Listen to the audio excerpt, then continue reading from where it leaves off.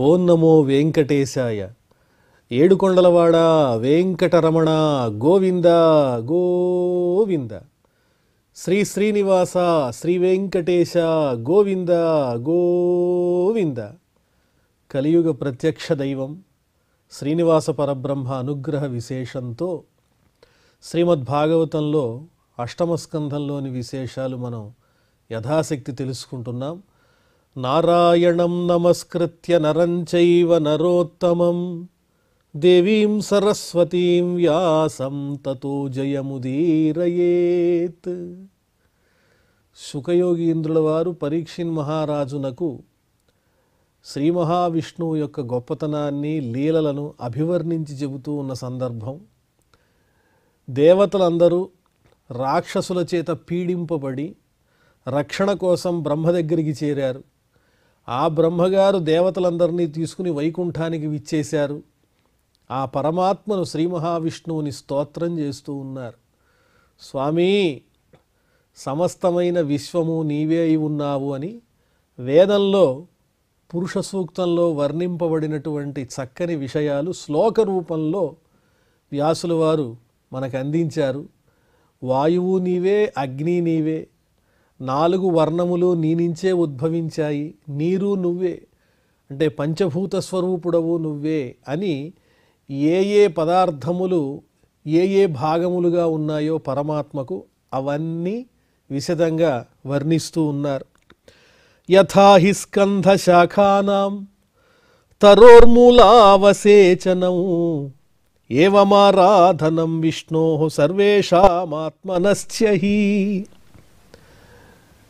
ఒక వృక్షం ఉంటుంది, వృక్షానికి మొదలు అలాగే పైన ఉండేటువంటి శాఖలు, కొమ్మలు, పళ్ళు, పూలు అన్నీ ఉంటాయి. ఈ చెట్టుని మొదట్లో గనక మనం తడిపినట్లయితే ఆ చెట్టు పైనున్న పూలు పళ్ళు బాగా వికసిస్తాయి, పండుతాయి. అలాగే చాలా ఆరోగ్యంగా కనిపిస్తుంది వృక్షం. వృక్షము యొక్క మొదలేమో పరమాత్ముడు శ్రీమన్నారాయణుడైతే ఆ పైన ఉన్న శాఖలు, ఈ పుష్పాలు, ఫలములు, కొమ్మలు ఇవన్నీ ఆయా జీవులు, దేవతలు వీళ్ళందరై ఉన్నారు. సమస్తమైన ప్రకృతి అంతా కూడా ఆ పైభాగమే. అంటే మనం శ్రీమన్నారాయణమూర్తికి నమస్కారం చేసినట్లయితే, ఆయన్ని సేవించినట్లయితే పైన ఉన్నటువంటి సమస్తమైన పళ్ళు పుష్పాల్లాగా శాఖల్లాగా ఉన్న జీవులన్నిటినీ కూడా సేవించినట్లే, దేవతలందరికీ నమస్కరించినట్లే. అందరి దేవతలకు ఒక్క శ్రీమన్నారాయణమూర్తి ద్వారా మనం నమస్కారం తెలియజేసినట్లుగా ఉంటుంది. సర్వదేవ నమస్కార కేశవం ప్రతిగచ్చతి అని చెప్పినట్లుగా అటువంటి పరమాత్ముడవు నీవు. అంతేకాదు మేము కూడా పరమాత్మ స్వరూపులం అనేటువంటి ఎరుక మాకు కలుగుతుంది. సర్వేషామాత్మనశ్చహి. అందరినీ సేవిస్తే అది పరమాత్మ సంసేవనమే అవుతుంది. మనల్ని మనం పరమాత్మగా గుర్తించినట్టు అవుతుంది. నమస్తుభ్యమనంతాయ దుర్వితర్క్యాత్మకర్మణే నిర్గుణాయ గుణేశాయ సత్వస్థాయ చ సాంప్రతం. ఆద్యంతరహితుడవు నీవు, అంతము లేనివాడవు. అలాగే ఎవరూ ఊహించనటువంటి అద్భుతమైన లీలలతో కూడినటువంటి కర్మలు కలిగిన వాడవు. నువ్వు ఎప్పుడు ఏ లీల ఏ విధంగా ప్రదర్శిస్తావో అది ఎవరికీ తెలియదు. గుణరహితుడవు, నీవు సృష్టించినటువంటి గుణాలతో ఈ ప్రకృతి అంతా కూడా హెచ్చుతగ్గులుగా అనేక రకాలుగా కనిపిస్తూ ఉంటుంది. కానీ నీవు మాత్రం ఆ గుణములకు అతిరిక్తుడవై ఉంటావు. ప్రస్తుతం నువ్వు సత్వగుణ సంపన్నుడవై రక్షణలో ఉన్నావు కాబట్టి, జగత్తుని రక్షించే భారం నీదే కాబట్టి, జగద్రక్షకుడవైన నీ దగ్గరకు మమ్మల్ని అందరినీ కాపాడమని ప్రార్థించడానికి మేము వచ్చాం. సత్వస్థాయ చ సాంప్రతం. ఈనాడు నీ దగ్గరికి ఎందుకు వచ్చామంటే మమ్మల్ని కాపాడమని కోరుతూ అని బ్రహ్మగారు స్వామి దర్శనం కోరుతూ దేవతలందరి పక్షాన శ్రీ మహావిష్ణువుని స్తోత్రం చేశారు. ఏవం స్తుత సురగణైః భగవాన్ హరిరీశ్వరః తేషామావిరభూత్ రాజన్ సహస్రార్కోదయద్యుతి. అద్భుతమైనటువంటి స్తోత్రం కదా. పరమాత్మ స్వరూపాన్ని కళ్ళకు కట్టినట్లుగా తెలియజేసేటువంటి ఆ స్తోత్రం ఎప్పుడైతే పరమాత్మకు చేరిందో వెంటనే ఆ స్వామి ప్రత్యక్షమయ్యాడు, దేవతలందరి ముందు ప్రత్యక్షమయ్యాడు. ఎలా ఉన్నాడు ఆ పరమాత్ముడు అంటే సహస్రార్కోదయద్యుతి, 1000 సూర్యుల యొక్క ప్రకాశంతో సమానంగా ఆయన కాంతి ఉన్నది. మనం ఒక్క సూర్యుడిని మిట్ట మధ్యాహ్నం ఎండాకాలంలో ఆకాశంలో ఉన్న సూర్యుడిని చూడటానికే మన కళ్ళు, ఈ చర్మచక్షువులు సహకరించవు. మరి ఆవిర్భవించినటువంటి ఆ పరమాత్మ ఎలా ఉన్నాడు అంటే 1000 సూర్యుల యొక్క కాంతులన్నీ ఒక చోట కలిస్తే ఎలా ఉంటుందో అంత తేజస్సు ఉన్నది ఆ స్వామిలో. తేనైవ మహసా సర్వే దేవాః ప్రతిహతే క్షణాః నాపశ్యన్ ఖం దిశః క్షోణీం ఆత్మానంచ కుతో విభుం. తేనైవ మహస, ఆ తేజస్సు ఎప్పుడైతే ఆవిర్భవించిందో, పరమాత్ముడు ఎదురుకుండా వచ్చాడో, దేవతల యొక్క చూపు కనిపించటం లేదు. ప్రతిహతే క్షణాః, ఏమీ చూడలేని పరిస్థితికి వచ్చారు వాళ్ళు. ఆ కాంతితో వాళ్ళ కళ్ళన్నీ ఏమీ కనిపించకుండా అయిపోయినాయి. ఖం దిశః క్షోణీం, ఆకాశం కనిపించటం లేదు, దిక్కులు కనిపించటం లేదు, భూమి కనిపించటం లేదు. అలాగే తమని తాము కూడా చూసుకోలేనటువంటి పరిస్థితికి వచ్చారు. ఇంకా ఇంత దారుణమైన స్థితిలో ఉన్న దేవతలు ఇంకా పరమాత్మను ఏం చూడగలుగుతారు? ఒక వేయర్కులు గూడిగట్టి కరువై ఉద్యత్ప్రభాభూతితో ఒక రూపై చనుదెంచు మాడ్కి హరితానొప్పారే ఆ వేలుపుల్ వికలాలోకనులై విషణ్ణమతులై విభ్రాంతులై మ్రోలన్ కానక శంకించిరి కొంత ప్రొద్దు విభున్ కానంబోలునే వారికిన్. వాళ్ళ ఆశ్చర్యాన్ని పొందారు, ఏం చేయాలో తెలియకుండా ఉన్నారు. స్తోత్రం చేసి పరమాత్ముడిని రమ్మంటే ఆయన ఎదురుకుండా వచ్చాడు, కానీ చూడలేని పరిస్థితి కలిగింది వాళ్లకు. అంటే తనని దర్శించేటువంటి అవకాశం పరమాత్ముడే మనకివ్వాలి. అలాంటి అవకాశం ఇస్తే తప్ప ఆ పరమాత్మను మనం దర్శించలేం. అర్జునుడు కూడా స్వామి విశ్వరూపాన్ని చూచాడు. చూచిన తర్వాత ఈ సామాన్యమైన నేత్రాలతో నిన్ను చూడలేకపోతున్నాను, కాబట్టి నాకు నువ్వు కనిపించే విధంగా ఆ శక్తిని నువ్వే ఇవ్వమన్నాడు. అయినప్పటికీ విశ్వరూపం అంతా చూచిన తర్వాత ఆయనకు చాలా ఆశ్చర్యము భీతి కలిగి కిరీటినం గదినం చక్రహస్తం, చక్కగా కిరీటము గదా చక్రము ధరించినటువంటి ప్రసన్నమైన చిరుమందహాసంతో కూడిన రూపాన్ని మాకు చూపించు అని అర్జునుడు కోరాడు ఆ శ్రీకృష్ణ పరమాత్మను. అలాగే ఈనాడు వీళ్ళు కూడా ఆ పరమాత్ముని యొక్క తేజస్సుని తట్టుకోలేకపోతున్నారు. విరించో భగవాన్ దృష్ట్వా సహశర్వేణ తాంతనుం స్వచ్ఛాం మరకతస్యామాం కంజగర్భారుణేక్షణాం.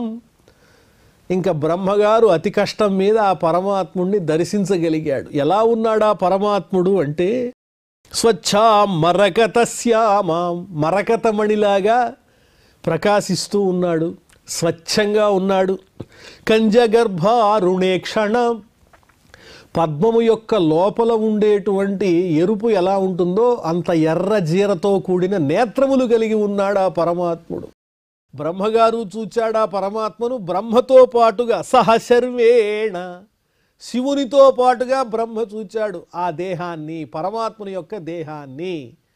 అంతా పరమాత్మ స్వరూపమైతే దేహమేమిటండి అంటే మరి భక్తవత్సలుడు కాబట్టి భక్తులు తనని చూడటానికి వీలుగా ఆయన ఒక స్థిరమైనటువంటి చక్కని రూపాన్ని, వర్ణించుకోవటానికి వీలైనటువంటి ఒక రూపాన్ని, భక్తులలో ఏకాగ్రతను పెంచేటువంటి రూపాన్ని ధరించి వారెదురుకుండా ప్రత్యక్షమయ్యాడు. తప్త హేమావదాతేన లసత్కౌశేయవాసస ప్రసన్నచారు సర్వాంగీం సుముఖీం సుందరభ్రువం. అగ్నిలో బాగా తప్తం చేసినటువంటి బంగారంలాగా మెరిసిపోతూ ఉన్నది ఆ స్వామి ధరించినటువంటి పచ్చని వస్త్రము, పట్టు వస్త్రం. లసత్ కౌశేయవాసస, పట్టు పీతాంబరము, పచ్చని పట్టు పీతాంబరాన్ని ధరించి దివ్య కాంతులతో మెరిసిపోతున్నాడు. ఇలాంటప్పుడు మనం ఒక్కసారిగా ఆ స్వామి రూపాన్ని హృదయంలోకి తెచ్చుకొని దర్శించేటువంటి ప్రయత్నం చెయ్యాలి. ప్రసన్నచారు సర్వాంగీ, అందంగా ప్రశాంతంగా సమస్తమైనటువంటి అవయవాలు ఏ విధమైన హడావిడి లేకుండా సుఖంగా హాయిగా ఉన్నాయి చూడటానికి. సుముఖీం సుందరభ్రువం, అందమైన కనుబొమ్మలు, అందమైన పద్మం లాంటి ముఖారవిందము, అలా ప్రకాశిస్తూ ఉన్నాడు ఆ పరమాత్ముడు ప్రసన్న గంభీరమైనటువంటి రూపంతో. మహామణి కిరీటేన కేయూరాభ్యాంచ భూషితాం కర్ణాభరణ నిర్భాత కపోల శ్రీముఖాంబుజాం. ఆ పరమాత్ముని యొక్క తను ఎలా ఉన్నది అని వర్ణిస్తున్నారు. అందమైన కిరీటం, స్వర్ణమయమైన కిరీటం, మణి ఖచ్చితమైనటువంటి కిరీటం, ఎన్నో మణులు పొదిగి ఉన్నాయి ఆ కిరీటంలో. కేయూరాభ్యాంచ, చేతులకు అందమైన భుజకీర్తులు ఉన్నాయి, ఆ భుజకీర్తులు కూడా మణులు పొదిగి ఉన్నాయి, కాంతులు వెదజల్లుతూ ఉన్నాయి. కర్ణాభరణ నిర్భాతక పోల శ్రీ ముఖాంబుజాం, ఆయన చెవులకు కుండలాలు ఉన్నాయి, ఆ కుండలాల నుంచి వచ్చేటువంటి కాంతులతో ఆయన కపోల భాగం అంతా మెరిసిపోతూ కనిపిస్తోంది. కపోల భాగం అంటే గెడ్డం, ఈ చెంపల దగ్గర ఉండేటువంటి ప్రదేశం మీద ఆ చెవులకి ఆయనకున్నటువంటి కుండలాల యొక్క కాంతి అక్కడ ప్రతిబింబిస్తోంది. ఎంత అందంగా ఉన్నాయి ఆ బుగ్గలు, నెగనెగలాడుతూ కాంతులతో మెరిసిపోతున్నాయి. అలాంటి పరమాత్మ యొక్క పద్మం లాంటి ముఖాన్ని, ప్రసన్నమైన ముఖాన్ని, ఆ తనువుని దేవతలంతా వీక్షిస్తున్నారు. కాంచీ కలాపవలయ హారనూపుర శోభితాం కౌస్తుభాభరణాం లక్ష్మీం బిభ్రతీం వనమాలిని. ఇంకా తనువునందు ఏ ఏ విశేషాలు ఉన్నాయో వర్ణిస్తున్నారు అందంగా. కాంచీ కలాపవలయ, మొలనూలు, అందమైనటువంటి చక్కని మొలనూలు ఉన్నది. చేతికి వలయ, కంకణాలున్నాయి. హారనూపుర శోభితాం, మెడలో కంఠమునందు అందమైన హారాలు, రకరకాల హారాలు ఉన్నాయి. స్వామివారిని బ్రహ్మోత్సవాల్లో దర్శించేటువంటి భక్తులందరికీ అనేక రకములైన మాలలతో అందంగా దర్శనమిస్తాడు కదా. అలాంటి అందమైన బంగారుమయమైన స్వర్ణాభరణములతో మణులు పొదిగినటువంటి చక్కని హారాలతో ప్రకాశించిపోతున్నాడు ఆ పరమాత్ముడు. నూపుర, ఆయన పాదాలకు అందెలు కూడా ఉన్నాయి. కౌస్తుభాభరణాం, ఆయన హృదయం మీద కౌస్తుభం అనేటువంటి మణి ధగద్ధగాయమానంగా ప్రకాశిస్తూ ఉన్నది. ఆ హృదయంలోనే వెలుగుతోంది లక్ష్మీదేవి కూడా. బిభ్రతీం వనమాలిని, ఆ లక్ష్మీదేవి హృదయంలో ఉంటే ఆ మెడలో అలా అలంకరించబడి ఉన్నది చక్కని వనమాల, తులసిమాల, వైజయంతిమాల, ఇలా ఆ మాలలన్నీ కూడా ఆ కంఠంలో ప్రకాశిస్తూ ఉన్నాయి. ఎంతో అందమైన దివ్యమంగళ విగ్రహంతో ఆ పరమాత్ముడు భక్తులందరూ తనను దర్శించటానికి వీలుగా ఆహ్లాదకరమైన యోగ్యమైన రూపంతో ప్రత్యక్షమయ్యాడు. ఇంకా స్వామి హస్తములలో ఆయుధాలున్నాయి. సుదర్శనాదిభిః స్వాస్త్రైః మూర్తిమద్భిరుపాసితాం. సుదర్శనము, శంఖము, శార్ంగం అనేటువంటి ధనుస్సు, కౌమోదక అనేటువంటి గద, అలాగే నందకం అనేటువంటి ఖడ్గము, ఇలా 5 విధములైనటువంటి ఆయుధములు కనిపిస్తూ ఉన్నాయి. వాటితో సేవింపబడుతూ దేవప్రవరః సశర్వః పురుషం పరం తుష్టావ. సృష్టికర్త అయినటువంటి బ్రహ్మగారు, దేవతా శ్రేష్ఠుడు, శంకరునితో కలిసి శ్రీ మహావిష్ణువుని సంతోషపెట్టే విధంగా స్తోత్రం చేస్తూ ఉన్నాడు. సర్వామర గణైః సాకం సర్వాంగైరవనింగతైః. సమస్తమైన దేవతాగణములందరూ కూడా ఆ పరమాత్మను చూడంగానే శిరసు వంచి నేల మీద సాష్టాంగపడ్డట్టుగా అలా బోర్లా పడి పరమాత్మకు నమస్కారాలు చేస్తూ ఉన్నారు అని వర్ణిస్తున్నారు. దీనికి అందమైనటువంటి పద్యాన్ని పోతనవారు చెప్పారు. హార కిరీట కేయూర కుండల పాదకటక కాంచీలత కంకణాది కౌస్తుభోపేతంబు కౌమోదకీ శంఖచక్ర శరాసన సంయుతంబు మరకత శ్యామంబు సరసిజ నేత్రంబు కర్ణాభరణ కాంతి గండయుగము కలిత కాంచన వర్ణ కౌశేయ వస్త్రంబు శ్రీవనమాలిక సేవితంబునై మనోహరంబునై దివ్య సౌభాగ్యమైన అతని రూపు హర్షమెసగచూచి బ్రహ్మ హరుడు సురలును. బ్రహ్మగారు, పరమేశ్వరుడు, సమస్తమైన దేవతలందరూ కూడా దివ్యమైన పరమాత్ముని యొక్క సౌందర్యాన్ని చూచి తానును పొంగి నమ్రుడగుచు పొగడదొడగే. ఆ రూపాన్ని చూచి బ్రహ్మగారు ఇలా పొగట్టం ప్రారంభించారు, స్తోత్రం చేయటం. పరమాత్ముడు కనిపించటం కోసం ఒక స్తోత్రం, అనుగ్రహించి ఎదురుకుండా ప్రత్యక్షమైన తరువాత ఆ దివ్యమైన కమనీయ మూర్తిని చూచి ఉప్పొంగినటువంటి మనస్సుతో బ్రహ్మగారు మళ్ళీ స్తోత్రం చేస్తున్నారు. ఇదంతా మనకెంతో అదృష్టం. సాక్షాత్తు బ్రహ్మ పరమాత్మను శ్రీ మహావిష్ణువును గూర్చి చేసినటువంటి స్తోత్ర రత్నములను మనం ఆనందంగా తెలుసుకోగలుగుతున్నాం. బ్రహ్మోవాచ, అనుకోకుండా ఎదురుకుండా వరాలిచ్చేటువంటి పరమాత్ముడు ప్రత్యక్షమైతే ఆయనకి ఎలా ప్రీతి కలిగించాలో ఆ విధమైనటువంటి ప్రయత్నం బ్రహ్మగారు చేస్తున్నారు. ఎందువల్లంటే స్వామి తత్వము అవాంగ్మానస గోచరము, మాటలకు అందనిది, ఎంత వర్ణించినా తనివి తీరదు. కానీ ప్రయత్నం. బ్రహ్మోవాచ అజాత జన్మ స్థితి సంయమాయ అగుణాయ నిర్వాణ సుఖార్ణవాయ అణోరణిమ్నే అపరిగణ్య ధామ్నే మహానుభావాయ నమో నమస్తే. ఓ పరమాత్మా, నీకు నమస్కారం. నీవు ఎటువంటి వాడవయ్యా?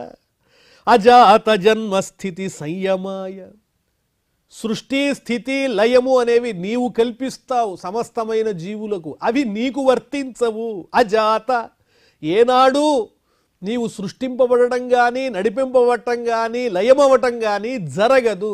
ఈ మూడు నీకు వర్తించవు. ఇవన్నీ జరిపించేటువంటి వాడవు నువ్వే. అగుణాయ, నిర్గుణ పరబ్రహ్మస్వరూపుడవు. నిర్వాణ సుఖార్ణవాయ, మోక్షమనేటువంటి ఆనంద సముద్ర స్వరూపుడవే నీవై ఉన్నావు. ఆనందమే ఒక సముద్రం, అంతులేని ఆనందం మోక్షం అంటేనే. అణోరణిమ్నే అపరిగణ్యధామ్నే, అణోరణిమ్నే, సూక్ష్మమైన వాటికన్నా మిక్కిలి సూక్ష్మమైన స్వరూపం కలిగిన వాడవు. అలాగే ఉన్నతమైన పదార్థముల కన్నా ఉన్నతమైన స్వరూపం కలిగిన వాడవు. అణోరణీయాన్ మహతో మహీయాన్ అని వేదంలో శృతిలో వర్ణించిన విధంగా అణువు కన్నా సూక్ష్మమైన వాడవు. అలాంటి నీకు నమస్కారం. అపరిగణ్య ధామ్నే, లెక్కించటానికి వీల్లేనటువంటి వైభవాలు లీలలు కలిగినటువంటి వాడవు. వాటికి స్థానభూతుడవైనటువంటి ఓ పరమాత్మ, నీకు నమస్కారం. అనుగ్రహించవయ్యా మహానుభావ, నీకన్నా గొప్పవాళ్ళు ఎవరూ లేరు. నమో నమస్తే, నీకు నమస్కారము అని బ్రహ్మగారు స్తోత్రం చేస్తున్నారు. రూపం తవైతత్ పురుషర్షభేద్యం శ్రేయోర్ధిభిర్వైదిక తాంత్రికేణ.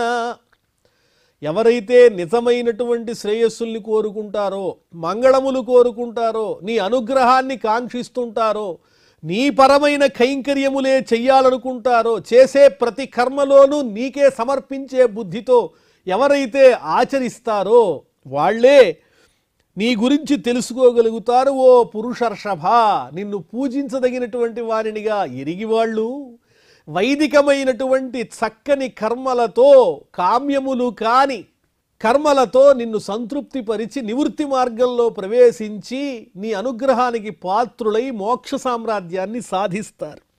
యోగేన ధాతః, అటువంటి వైదికమైన యోగ కర్మ చేత నిన్ను తృప్తిపరిచేటువంటి పండితులు ఉంటారు, వాళ్ళనే పండితులు అంటారు.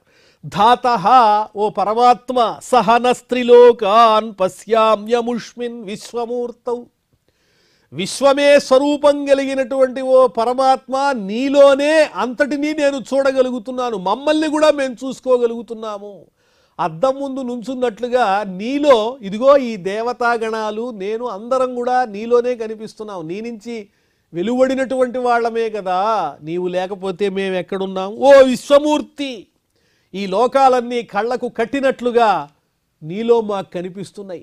మాకు కనిపించే విధంగా విశ్వమూర్తివైన నీవు ఈ విధంగా ఒక రూపాన్ని ధరించి రావటం మా భాగ్యం అని స్తోత్రం చేస్తూ, త్వయి మధ్య ఆసీత్ త్వయంత ఆసీత్ ఇదమాత్మతంత్రే త్వమాదిరంతో జగతోస్య మధ్యం ఘటస్య మృత్స్నేవ పరః పరస్మాత్. సృష్టి కన్నా మొదలు ఎవరున్నారు? నువ్వే ఉన్నావు. నువ్వు సృష్టిస్తేనేగా మిగతావన్నీ ఆభాసలాగా అలా అలా వచ్చేసాయి. ఈ సృష్టి అంతా నీ వల్ల వచ్చిందే. దీనికన్నా ముందున్నది ఎవరు? నువ్వే. ఆ సృష్టిని నడిపించేటువంటి వాడవెవరు? నువ్వే. త్వయి మధ్య ఆసీత్, త్వయి అంత ఆసీత్. సృష్టి చివర ఉండేదెవరు? నువ్వే. ఈ మూడు సందర్భాల్లోనూ శాశ్వతంగా నిత్యంగా ఉండేటువంటి వాడెవడు అంటే నీవే అయి ఉన్నావు. ఎందువల్లంటే ఈ విశ్వమంతా ఏర్పాటు చేసింది నువ్వే. నీ వల్లనే ఇది బహిర్గతమవుతోంది, నీ వల్లనే నడిపింపబడుతోంది, నీ వల్లనే లయం పొందుతోంది. ఆత్మతంత్రే నీయందు. ఎటువంటి నీయందు? స్వతంత్రుడవైనటువంటి నీయందు. నిన్ను నియమించి నీ చేత కార్యములు సాధింపజేసేటువంటి వాళ్ళు నీపైన ఇంకెవరూ లేరు. నీవే పరమోత్కృష్టమైన పరబ్రహ్మం కాబట్టి సర్వస్వతంత్రుడవైన నీవే ఆది మధ్య లయములకు ముందు తరువాత ఉన్న శాశ్వత స్థానభూతుడవైనటువంటి పరమాత్ముడవు. త్వమాదిరంతో జగతోస్య మధ్యం ఘటస్య మృత్స్నేవ పరస్మాత్. ఈ జగత్తునకు ఆది అంతము మధ్య అన్నీ నువ్వే. ఎలాగా అంటే ఒక కుండ ఉంది, ఆ కుండను తయారు చేయడానికి ముందు మట్టి మాత్రమే ఉంటుంది. అది మట్టి. తయారు చేసిన తర్వాత కుండ రూపాన్ని పొందినప్పటికీ అందులో నిజమైన పదార్థం ఏమిటి? మట్టే. మరి చిట్ట చివరికి ఆ కుండ భిన్నమైపోయి పగిలిపోయిన తర్వాత అప్పుడు మిగిలేదేమిటి? మట్టే. అంటే ఒక కుండ తయారు చేయడానికి ముందు, తయారు చేసిన తరువాత, అది నశించిన తరువాత ఈ త్రికాలములయందు ఏ విధంగానైతే ఈ మొన్ననేది శాశ్వతమో ఆ పదార్థమునందు, అదే విధంగా సృష్టికి ముందు, సృష్టి నడిచేటప్పుడు, సృష్టి లయమైపోయిన తరువాత త్రికాలములయందు ఎప్పటికీ నాశం లేకుండా స్థిరంగా నిలిచి ఉండేటువంటి సత్యస్వరూపుడవు, ఆనందస్వరూపుడవు నీవే పరమాత్మ. ఏమి ఈ జ్ఞానం! ఒక్కసారి నిన్ను చూడంగానే తెలియకుండానే నాలోయించి రకమైన భావావేశం కలుగుతోంది. పరమాత్మ త్వమ్మాయయాత్మాశ్రయయా స్వయేదం నిర్మాయ విశ్వం తదను ప్రవిష్ట. నీ మాయతోనే, నీ మాయ అంటే సత్వ రజస్తమో గుణములు ఏవైతే ఉన్నాయో వాటితోనే నీ స్వాతంత్ర్యంతో ఈ సృష్టినంతటినీ ఏర్పాటు చేస్తున్నావు. ఈ జగత్తును, ప్రకృతిని అంతటినీ ఏర్పాటు చేస్తున్నావు. ఆ తరువాత ఏం చేస్తున్నావు? తదను ప్రవిష్ట. దాని యందు నీవు ప్రవేశిస్తున్నావు. ప్రవేశించావని చెప్పి వాటితో నీకేమైనా సంబంధం ఉందా అంటే ఏమీ లేదు. పశ్యంతి యుక్త మనసో మనీషిణో. అందులో ప్రవేశించినా కూడా నీకు వాటితో సంబంధం లేదని తెలుసుకోగలిగిన వాళ్ళు ఎవరంటే జ్ఞానులు మాత్రమే. మనీషిణ, బుద్ధిమంతులైనటువంటి వాళ్ళు, యోగులు ఎవరైతే ఉన్నారో వాళ్ళే అయ్యో ఈ ప్రకృతి అంతా కూడా ఆ పరమాత్మమయంగా ఉన్నా దీనికి అతీతమై ఉంటాడు పరమాత్మ, ఈ ప్రకృతి మాయకు ఆయన లోను కాడు, ఆయనే దీన్ని నడిపిస్తున్నాడు అని గుణవ్యపాయేప్యగుణం విపశ్చిత. మహానుభావులైనటువంటి వాళ్ళు సమస్తమైన ఈ త్రిగుణములతో కూడిన విశ్వంలో వీటికి అంటకుండా అతీతంగా ఉన్నటువంటి నీ స్వరూపాన్ని తెలుసుకోగలుగుతున్నారు. సామాన్యుల వల్ల అది కాదు కదా. మేమెంత వాళ్ళం అంటున్నారు బ్రహ్మంతటి వారు. నిజంగా పండితుడైనటువంటి వాళ్ళు ఇలా నిరహంకారమైనటువంటి నైత్యానుసంధానంతోనే మాట్లాడతారు. మాకు అంతగా ఏమీ తెలియదు అంటారు. ఏమీ తెలియని వాళ్ళు అన్నీ మాకు తెలుసు అని అహంకారాన్ని ప్రదర్శిస్తూ ఉంటారు. అది రజోగుణము, తమోగుణము, అసుర ప్రవృత్తి. లేకపోతే లోకములన్నీ సృష్టించమని బ్రహ్మగారికి అప్పచెప్పాడు ఆ విష్ణువు. ఇంత సృష్టి చేసిన బ్రహ్మ కూడా మాకేం తెలియదు అంటున్నాడంటే ఈ వినయం మనం ఎక్కడి నుంచి నేర్చుకోవాలి? యథాగ్నిమేధస్య మృతంచ గోషు భువ్యన్నమంబూద్యమనే చ వృత్తిం యోగైర్మనుష్యా అధియంతి హి త్వాం గుణేషు బుద్ధ్యా కవయో వదంతి. ఎంతో చక్కని ఉపమానాలతో చెబుతున్నారు. కట్టెలో అగ్ని ఉంటుంది, అదేవిధంగా గోవుల నుంచి పాలు వస్తాయి. భూమి మీద ఎన్నో రకములైన నీరు ఇత్యాదులన్నీ ఉన్నాయి. పురుషకారంతోనే మానవుడు ఉపాధిని పొందుతూ ఉంటాడు జీవుడు. అదేవిధంగా కట్టెలో అగ్ని ఉన్నట్లుగా, గోవు నుంచి క్షీరం వచ్చినట్లుగా, భూమిలో నీరు ఉన్నట్లుగా ఈ సమస్తమైనటువంటి విశ్వంలో సారభూతంగా ఉన్నటువంటి నిన్ను ఎవరు తెలుసుకోగలుగుతారు? మహాత్ములు మాత్రమే తెలుసుకోగలుగుతారు. గుణేషు బుద్ధ్యా కవయో వదంతి. ఈ గుణములయందు అంటకుండా అందులోనే ఉన్నటువంటి నిన్ను ఎవరు తెలుసుకుంటారంటే మహాత్ములు మాత్రమే తెలుసుకుంటారు. ఎలా ఉంటావు నీవు అంటే ఒక కట్టెలో అగ్నిలాగా, అలాగే గోవు నుంచి వచ్చేటువంటి పాలలాగా, భూమిలో నిక్షిప్తమై ఉన్నటువంటి జలంలాగా అని పరిపరి విధాలుగా ఆ పరమాత్మను బ్రహ్మగారు స్తోత్రం చేస్తున్నారు. ఇటువంటి స్తోత్రాన్ని చక్కగా మనం యథాశక్తి తెలుసుకుంటున్నాం, ఇంకా తెలుసుకుందాం. ప్రస్తుతం క్షమాప్రార్థనాదులు పలుకుదాం. అథ క్షమా ప్రార్థన యదక్షరపదభ్రష్టం మాత్రాహీనంచ యద్భవేత్ తత్సర్వం క్షమ్యతాం దేవ నారాయణ నమోస్తుతే. శ్రియఃకాంతాయ కళ్యాణ నిధయే నిధయేర్థినాం శ్రీవేంకట నివాసాయ శ్రీనివాసాయ మంగళం.